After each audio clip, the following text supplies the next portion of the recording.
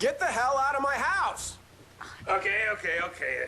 That's enough. Now, you listen up to me, Vickers. Buchanan. It's Buchanan, bro. Your short-term memory is slipping you, Clint. It's Buchanan. David Buchanan.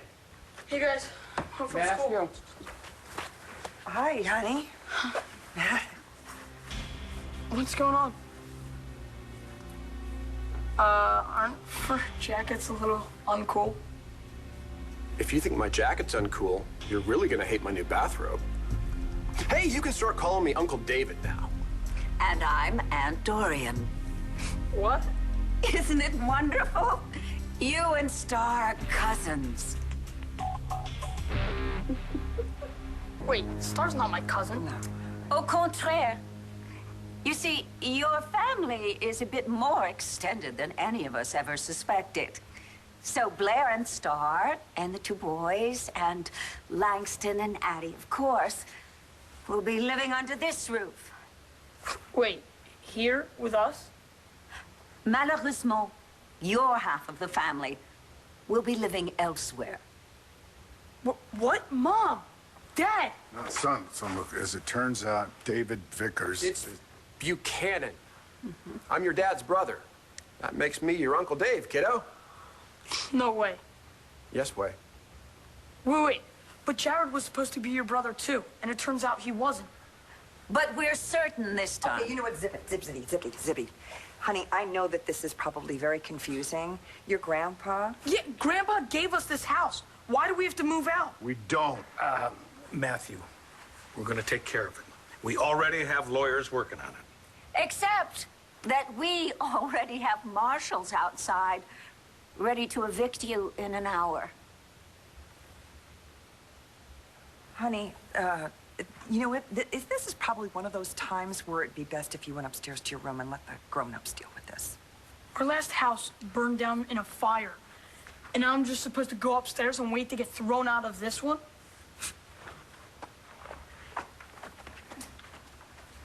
Are you happy now, Dorian? You've upset a child. I would hurry up if I were you, Nora, or else the child is going to be even more upset when he sees you carried bodily out of this house. It will be devastating for him and rather undignified. You watch out for your own dignity, you shameful! You gold digger! All right. So, this whole Buddhist conversion thing, it was just an act, right? Act where you renounce all worldly goods and then we put our guard down and you swoop in for the kill, huh? I was doing my best to change, Clint. And as much as I enjoyed drinking tea and wearing orange, Dorian showed me my deeper calling. To run Buchanan Enterprises and claim the gifts of my birthright. Let's just turn it down a notch, shall we, Vickers? It's Buchanan, bro. No, I'm sorry. I can't get used to that we're family. And, you know, families, at the end of the day, they stick together and they help each other out. And with all due respect, sir, you may find it difficult to distinguish between a balance sheet and a satin bed sheet. Buchanan Enterprises business affairs are highly complicated. The last thing we want to happen is for you to burn through your inheritance. You know, in this kind of economy, it's amazing how much money you can lose so fast if you don't ask for help. My big brother's help, right? You got it. Yeah, maybe you got a point. Pa's empire is way too big for me to run all by myself. It sure is. So why don't we all act as brothers and we can make this empire thrive? I gotta say, one of the greatest things about us Buchanans, we can be mighty generous when we want to. Nah, Clint, I can't ask you to do that. It's very generous of you, but you've got enough on your plate. Indeed. I hear looking for a new home can be a full-time job. I just hope you all have a good credit rating. Yeah, you save your energy. The lovely Mrs. Buchanan will be my compass in Pa's vast empire. Well, just be careful she doesn't guide you into a ditch and then leave you there to rot. I beg your pardon. You know, if it wasn't for Dorian and Beaver Calhoun, I wouldn't even know that I was Ace's son. My loving blood brothers certainly weren't going to say a word, right? No, the fact is, we did all we could to find you. We wanted to share the good news with you. He was wandering around in sandals and saffron robes, and you couldn't find him? You just might rethink that whole police commissioner thing. Oh, no, let's not go there, okay? Because there's no sense in rehashing ancient history, is there? And who knows, there may be room for us to learn some of this Zen Buddhism stuff from you. I don't think so. This family has already rained on my spiritually enlightened parade. You know, when I found out that Pa didn't love me enough to accept me as his true son during his lifetime, that was an unbelievable blow. But then to find out that my own brothers didn't want me, that can test a person's faith. But I'll tell you something, I'm stronger than that. I'm not going to let this get to me. I'm going to let these petty squabbles about the family, I'm going to let them slide. And for once in my life, I'm going to look out for myself. For once? You gotta be kidding me. You know what? If you had all been a lot nicer to me, maybe we could have been one big happy family. But it's too late for that, my estranged brethren. Much, much too late. Karma's a bitch, ain't it? Simply outrageous. You waltz yourselves in here, and you tell us that you want us to get out of a home that Asa wanted us to live in forever. Okay, it's okay, Renee. See, the deed still has my name on it. Yes, that's right. That's right. And even if you do throw us out, we'll live in the Palace Hotel, and then we'll make sure that our lawyers give you the boot. Oh, Nora, I'm really surprised that you didn't read the codicil to Asa's will more carefully. I thought you were a smarter lawyer than that. Because you see, it says very clearly that all the bequests in Asa's will are to immediately go to David.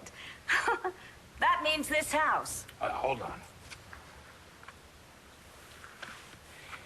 Asa wanted Renee and Matthew, his wife and his grandson, to be able to live in this house forever.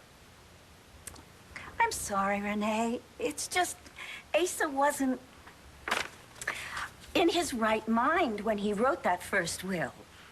He most certainly was. He let us know what he thought in the DVD that he left us. Good, Nora. Take a close look this time. I highlighted the pertinent information so that you don't miss it this time. She's right. Excuse me. Renee, I know how difficult this must be for you. I know the feeling. I had the same feeling every time you refused me a room or told me that you were completely booked up when you weren't. Or that time you told me my credit card had been denied and with that little smile said, maybe you should try one of Dorian's. You made me feel like nothing but a gigolo. If the tassel loafer fits. You just can't stop, can you? It'll never end. Even though you know for a fact that I'm Ace's son. Because if I thought that you could stop, I would be giving you all a suite at the Palace Hotel. Oh, because that's mine too, by the way. And too bad for you, we'll be booked for the rest of your lives. No worries. Perhaps they have room at the Angel Square Hotel. I understand all the best people stay there. You know, David, there are really some beautiful objets in this house.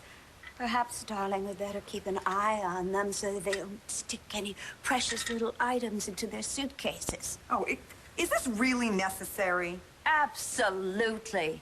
After the way I was blackmailed out of BE. After you stole it out from under us? And it's giving me great joy to take it back. I'm really going to love living in this house. And the stables. Don't forget the stables. Of course. Addie still has rodeo riding on her list. Start packing, everyone. Except for you, Nigel. I'm sure you'll be happy to know that David and I would like you to stay on as our butler.